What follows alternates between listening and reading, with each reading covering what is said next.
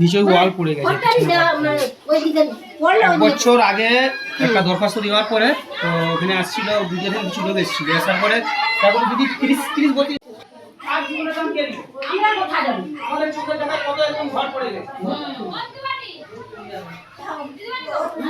মাটি নরম ভাবে হেলে যাবে।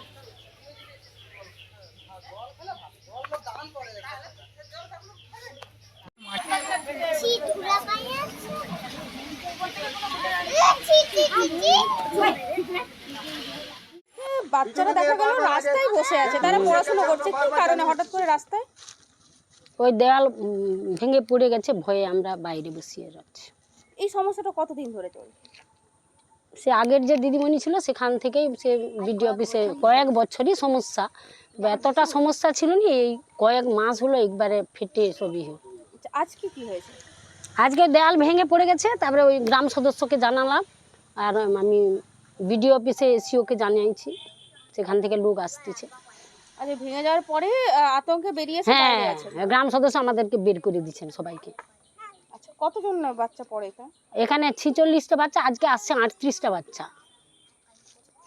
কি রীতিমতো আতঙ্কে থাকেন এখানে ভেতরে? আমরা মানে বৃষ্টি হলে খাইয়া ছেড়ে দিই, রাখিনি।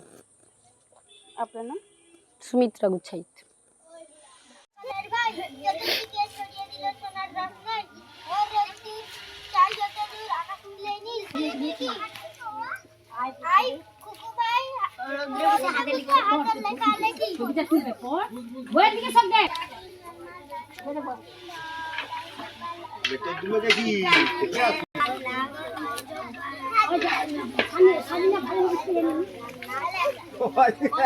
अबे तो दिलेगा जी बत्ती है भी नहीं की কথা কম বল। আইসিডি স্কুলটা দেখলেন যেটা প্রায় একদিকে হেলে গিয়েছে, কি বলবেন আপাতত এই শিশু শিক্ষা কেন্দ্র? আপাতত এখানে 40-50 জনের মতো স্টুডেন্ট আছে, ওদের অন্য কোথাও একটা ব্যবস্থা করার জন্য আমরা আলোচনা করছি। বিডিও সাহেবের সঙ্গে গিয়ে আমরা কথা বলবো। আমরা পরিস্থিতি দেখলাম, পরিস্থিতি খুব একটা ভালো না, এই বিল্ডিংয়ে আর স্কুল করার মতো পরিস্থিতি নেই। সুতরাং আমরা গিয়ে বিডিও সাহেবের সঙ্গে আলোচনা করি, নতুন কোনো ব্যবস্থা একটা যতক্ষণ না হয় ততক্ষণ আশেপাশে যদি কোনো ক্লাব বা কোনো অন্য কোনো স্কুল থাকে সেখানে অন্তত এদের পঠন পাঠনের ব্যবস্থা করার চেষ্টা আমরা করব।